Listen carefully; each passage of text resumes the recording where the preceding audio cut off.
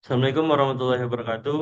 Kami dari kelompok 6 ingin mempresentasikan hasil proyek 2 analisis laporan keuangan.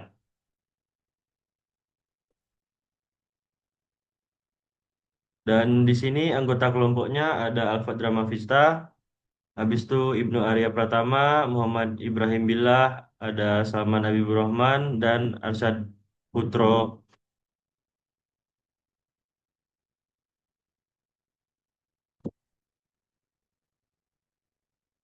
Baik, yang pertama ada Kompre ROA dan ROE. Perbandingan perbandingan data ROA. Return on Asset mengukur kemampuan perusahaan menghasilkan laba bersih dari total aset yang dimiliki. Rumus ROA, net income dibagi total aset semakin tinggi ROA, semakin efisien aset digunakan untuk menghasilkan laba. ROE, Return on Equity, mengukur pengembalian yang diperoleh pemegang saham dari modal yang mereka tanamkan. Rumusnya net income dibagi total equity. Jika ROE lebih tinggi dari ROA, artinya perusahaan menggunakan utang untuk meningkatkan pengembalian pemegang saham. Di sini ada indikator total aset Indofood 130 triliun dan total aset Mayora 90 triliun. Total ekuitas 50 triliun dan Mayora 35 triliun. Total net income Indofood 10,5 triliun dan PT Mayora 8,2 triliun. Untuk ROA-nya Indofood sendiri 8,08%, sedangkan Mayora 9,11% dan ROE-nya 21,00% dan Mayora 23,3%. D, D dan rasionya 1,6 dan dan Mayora 1,60. Baik, di sini ada analisis ROA, efisien penggunaan aset. Mayora memiliki ROA lebih tinggi 9,11% dibandingkan Indofood 8,08%. Meskipun meskipun Indofood memiliki aset lebih besar, 130 triliun dan dibanding 90 triliun, tetapi Mayora lebih efisien dalam mengelola aset menjadi laba bersih. Ini menunjukkan bahwa struktur aset Mayora mungkin lebih ringan namun menghasilkan margin lebih besar. Misalnya dengan modal bisnis yang lebih ramping atau bisa operasional yang lebih rendah. ROE, pengembalian kepada pemegang saham. Mayora memiliki ROE 23,43%, lebih tinggi dari Indofood, yaitu 21%. Meskipun eh, meskipun selisihnya hanya 2,43%, angka ini signifikan dalam skala korporasi dan dan bisa berarti di kinerja yang lebih menguntungkan bagi investor. ROE yang tinggi dapat disebabkan oleh efisien operasional, manajemen biaya yang baik, atau penggunaan utang yang terkontrol untuk mendongkrak return atau leverage positif. Lalu ada analisis leverage dan dampak terhadap ROE.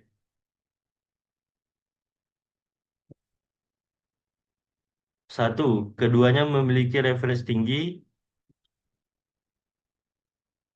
debit, de-equity, lebih lebih satu lebih besar utang dari ekuitas, menunjukkan bahwa Indofood dan Mayora menggunakan strategis pendanaan yang agresif dengan porsi utang lebih dominan. Utang yang tinggi bisa meningkatkan return selama perusahaan mampu mengelola bunga dan risiko dengan baik. Leverage positif. Tetapi juga memperbesar potensi risiko leverage negatif jika laba menurun. Dua, Indofood lebih agresif sedikit. Debt and equity Indofood sama dengan 1,60, sedikit lebih tinggi dari Mayora 1,57. Meskipun perbedaannya 0,03 poin, ini menunjukkan bahwa Indofood menggunakan sedikit lebih banyak utang relatif terhadap ekuitas dibandingkan Mayora. Lalu yang ketiga ada keseimbangan leverage dengan profitabilitas. Mayora lebih efisien dalam memanfaatkan utang dengan debt on equity yang hampir sama. Mayora mampu menghasilkan ROE lebih tinggi. Kesimpulannya, kedua perusahaan menggunakan leverage tinggi, namun Mayora mengelola leverage lebih efisien.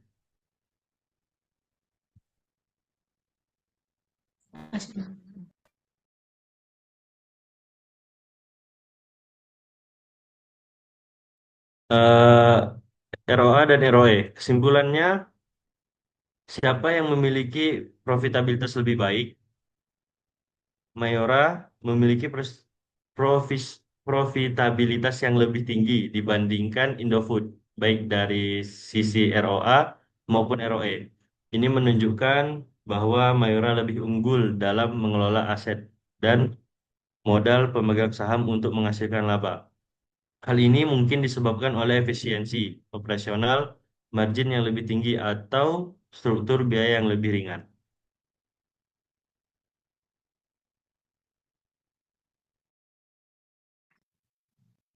Nah, yang nomor dua itu pertanyaannya dengan asumsi pertumbuhan pendapatan tahunan sebesar 7% untuk Indofood dan 8% untuk Mayora. Proyeksikan pendapatan untuk 5 tahun ke depan. Salah satu fundamental dalam analisis prospektif adalah membuat proyek keuangan jangka menengah hingga panjang berdasarkan asumsi pertumbuhan yang rasional dan konservatif. Proyeksi pendapatan merupakan bagian penting dalam menilai kelangsungan usaha, tumbuhan laba, kapasitas untuk menghasilkan arus kas masa depan, dan nilai intrinsik perusahaan. Dalam kasus ini, kita akan membuat proyeksi pendapatan selama 5 tahun ke depan untuk dua perusahaan besar di sektor barang konsumsi Indonesia, yaitu PT Indofood Sukses Makmur Tbk dan PT Mayora Indah Tbk. Proyeksi dilakukan berdasarkan asumsi pertumbuhan tahunan yang telah ditetapkan yaitu sebesar 7% untuk Indofood dan 8% untuk Mayora. Dengan pendekatan pertumbuhan majemuk tahunan, yang A itu proyeksi pendapatan PT Indofood Sukses Makmur Tbk. Pendapatan saat ini atau tahun 0 itu 110 triliun, tingkat pertumbuhan tahunan CAGR 7% atau 0,07. Rumus yang digunakan untuk menghitung pendapatan di tahun ke N yaitu pendapatan ke N sama dengan pendapatan 0 karena ini di tahun ini atau tahun ke 0 dikali 1 ditambah R pangkat N dengan R sama dengan 0,07 dan pendapatan 0 sama dengan 110 diperoleh proyeksi sebagai berikut. Tahun 2025 itu hasil proyeksinya itu 117,70 dari perhitungan rumus yang tadi. Lalu 2026 125,94, 2027 134,75, 2028 144,19, 2029 154,29. Kenaikan totalnya itu dari 110 triliun menjadi 154,29 triliun dalam 5 tahun. Kenaikan absolutnya sekitar 44,29 triliun, kenaikan kumulatifnya sekitar 40,26% dalam 5 tahun. Yang B, proyeksikan pendapatan PT Mayora Indah Tbk, pendapatan saat ini atau tahun nolnya itu 85 triliun, tingkat pertumbuhan tahunan CAGR-nya 8% atau 0,08. Dengan rumus yang sama, tahun 2025 itu hasilnya 91,80, 2026 99,14, 2027 107,08, 2028 115,64, dan 2029 124,89. Boleh di next. Lalu kenaikan totalnya yaitu dari 85 triliun menjadi 124,89 triliun dalam 5 tahun. Kenaikan absolut sekitar 39,89 triliun, kenaikan kumulatif sekitar 46,93% dalam 5 tahun. Yang C, interpretasi, analisis, dan strategis. Secara absolut, Indofood itu menghasilkan pendapatan yang lebih besar dibandingkan Mayora setiap tahunnya, bahkan hingga tahun kelima. Hal ini wajar mengingat Indofood memiliki skala ekonomi yang lebih besar dan basis pendapatan awal yang lebih tinggi, yaitu 110 triliun dibandingkan 85 triliun milik Mayora. Namun dari segi laju pertumbuhan, Mayora mencatat tingkat pertumbuhan tahunan yang lebih tinggi, yakni 8% dibandingkan 7% milik Indofood. Secara teori pertumbuhan eksponensial, jika tren ini bertahan dalam jangka waktu yang lebih panjang, maka pendapatan Mayora memiliki potensi untuk mendekati bahkan melampaui Indofood, terutama jika disertai dengan ekspansi pasar dan peningkatan margin laba. Hal ini juga dapat menjadi sinyal bagi investor bahwa Mayora adalah perusahaan yang lebih bertumbuh, sementara Indofood lebih bersifat stabil dan mapan. Keduanya memiliki nilai strategis yang berbeda dari perspektif portofolio investasi. Di sisi lain, jika Indofood tidak meningkat efisiensi operasional atau berekspansi ke pasar luar negeri, maka keunggulan skala yang dimilikinya dapat tergerus oleh dinamika pertumbuhan kompetitor seperti Mayora. Lalu yang D, dampak terhadap penilaian saham dan keputusan investasi. Proyeksi pendapatan yang kuat memberikan pengaruh signifikan terhadap penilaian ekuitas suatu perusahaan dalam konteks ini. Mayora dengan pertumbuhan tahunan yang lebih tinggi cenderung memiliki price to earning rasio yang lebih tinggi karena investor mengantisipasi laba masa depan yang meningkat. Lalu Indofood, meskipun besar dan stabil, mungkin dipandang sebagai saham berdividen dengan risiko lebih rendah, namun pertumbuhan terbatas. Dengan demikian, pemodelan pendapatan seperti ini penting tidak hanya untuk tujuan perencanaan internal, tetapi juga sebagai bagian dari pertimbangan investor institusional dan analisis ekuitas dalam melakukan penilaian fundamental. Assalamualaikum warahmatullahi wabarakatuh. Nama saya Arsyad Putro Tiraska dengan NIM 1040223303132 ingin mempresentasikan mata kuliah ALK.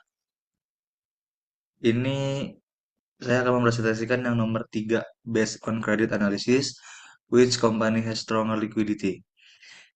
Untuk menentukan perusahaan mana yang memiliki likuiditas yang lebih kuat, kita perlu menganalisis dua rasio utama. Yang pertama ada current ratio. Current ratio menunjukkan kemampuan perusahaan untuk membayar kewajiban jangka pendeknya dengan aset lancar. Semakin tinggi rasio ini, semakin baik posisi likuiditas perusahaan. Rumusnya, current ratio itu aset lancar bagi liabilitas jangka pendek. Dari data INDF 1,45, terus ada mayor 1,38. Terus interpretasi INDF memiliki current ratio yang sedikit lebih tinggi dibandingkan MYOR atau mayor 1,45 Fis 1,38, yang artinya secara relatif INDF memiliki cadangan aset lancar yang sedikit lebih besar untuk menutupi kewajiban jangka pendeknya. Yang kedua ada quick ratio. Quick ratio atau acid test ratio lebih ketat dibandingkan current ratio karena mengeluarkan persediaan yang aset lancar dari aset lancar. Ini memberikan gambaran lebih realistis tentang kemampuan perusahaan memenuhi kewajiban negara. Rumus quick ratio adalah aset lancar dikurang persediaan dibagi liabilitas jangka pendek. Dari data INDF 0,85, terus ada mayor MYOR 0,78. Interpretasinya, INDF juga memiliki quick ratio yang lebih tinggi dibandingkan MYOR atau mayor. Ini menunjukkan bahwa meskipun tanpa mengandalkan penjualan persediaan, INDF masih memiliki kemampuan yang relatif lebih baik untuk melunasi kewajiban jangka pendek. Terus kesimpulannya, berdasarkan dua rasio likuiditas tersebut, INDF menunjukkan performa likuiditas yang lebih kuat dibandingkan MYOR. Meskipun perbedaannya tidak sangat besar, current ratio, dan quick ratio INDF lebih tinggi, yang menandakan cadangan kas dan aset lancar lainnya yang lebih baik relatif terhadap kewajiban jangka pendeknya. Dengan demikian, dari perspektif analisis kredit bagian likuiditas, PT Indofood Sukses Makmur Tbk, INDF memiliki posisi likuiditas yang lebih kuat dibandingkan PT Mayora Indah Tbk MYOR. Terima kasih. Baik, untuk nomor 4, yaitu interpretasi debt to equity ratios, perusahaan mana yang memiliki solvency risk yang lebih tinggi. Sebelum itu, kita masuk dulu ke penjelasan debt to equity ratio. Debt to equity ratio adalah rasio keuangan yang digunakan untuk mengukur seberapa besar porsi pendanaan perusahaan yang berasal dari utang dibandingkan dengan ekuitas atau modal perusahaan tersebut. Rasio ini menunjukkan struktur permodalan perusahaan dan tingkat leverage atau penggunaan utang dalam operasi bisnis. Semakin tinggi rasio ini, semakin besar ketergantungan perusahaan terhadap utang untuk membiayai asetnya, yang berarti risiko solvabilitas jangka panjang juga meningkat. Rasio debt to equity ini digunakan untuk yang pertama menilai risiko solvabilitas jangka panjang, yaitu kemampuan perusahaan untuk membayar kewajiban jangka panjangnya. Nomor dua, mengukur tingkat ketergantungan terhadap utang. Semakin tinggi rasio debt to equity rasio, semakin besar pula perusahaan tersebut bergantung pada dana pinjaman. Dan untuk kegunaannya, yang pertama untuk investor itu berguna untuk menilai risiko investasi bagi kreditur, itu untuk mengevaluasi kelayakan pemberian pinjaman, dan untuk manajemen perusahaan tersebut, itu untuk mengelola struktur modal yang lebih optimal.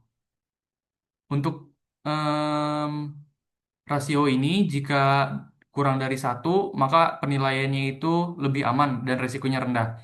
Jika rasionya dari skala 1 sampai dengan 2, maka wajar, tergantung dari industri tersebut.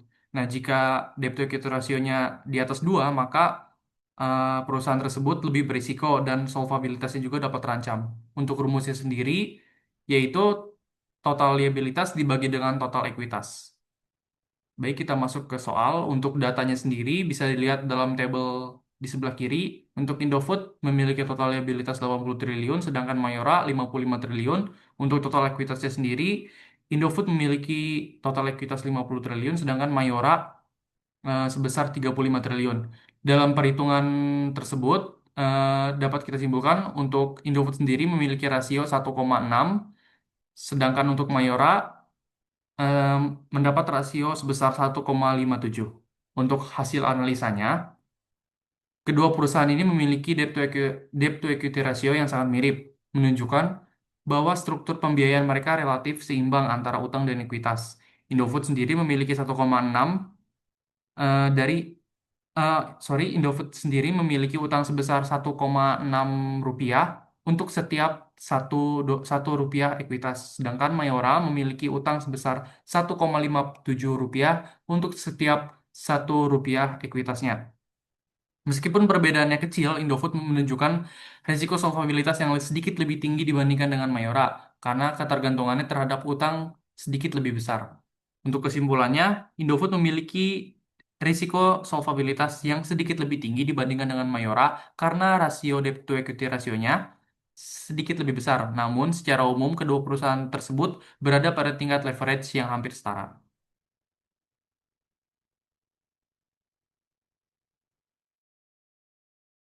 Baik, ini bagian saya. Yang pertama, ini pertanyaan tentang analisis market to book ratio. Untuk rumusnya, market to book ratio sama dengan market capitalization dibagi total equity. Untuk perhitungannya, Indofood itu 95 triliun dibagi 50 triliun menghasilkan nilai 1,9, dan untuk Mayora 70 triliun dibagi 35 triliun menghasilkan 2,00. Jadi market to book ratio menunjukkan bagaimana pasar menilai ekuitas perusahaan dibandingkan nilai bukunya. Indofood memiliki rasio 1,9 itu dari pembagian tadi, sedangkan Mayora dengan nilai 2. Artinya pasar menilai setiap 1 rupiah ekuitas Mayora sedikit lebih tinggi dibanding Indofood. Meskipun skala Indofood lebih besar, Mayora dinilai lebih menarik karena profitabilitasnya lebih tinggi eh, cakupan ROA dan ROE. Untuk pertumbuhan pendapatan lebih cepat 8% dibanding 7%, serta citra merek dan potensi ekspansi global yang kuat. Investor cenderung menghargai perusahaan dengan efisiensi tinggi, inovatif, dan berpotensi tumbuh lebih cepat, sehingga Mayora memiliki valuasi pasar yang lebih tinggi. Boleh di next. Lalu yang keenam, what strategic steps should Indofood and Mayora take to enhance financial stability? Jadi Indofood disarankan untuk memperbaiki struktur modal dengan mengurangi ketergantungan pada utang agar rasio debt to equity menurun. Perusahaan juga perlu meningkatkan efisiensi operasional untuk memperbaiki profitabilitas seperti dengan menekan biaya produksi dan memperkuat manajemen rantai pasok.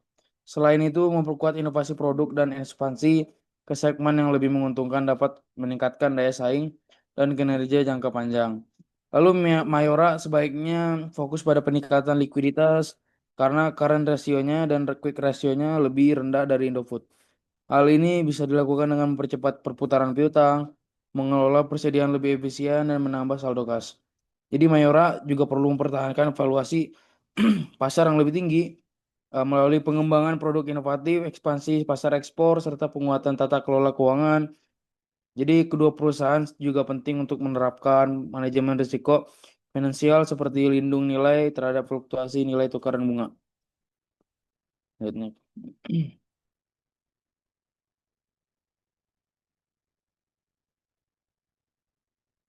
Jadi sekian saja hasil presentasi dari kelompok kami. Apabila ada kesalahan dan kekeliruan mohon dimaafkan. Terima kasih sudah menyimak.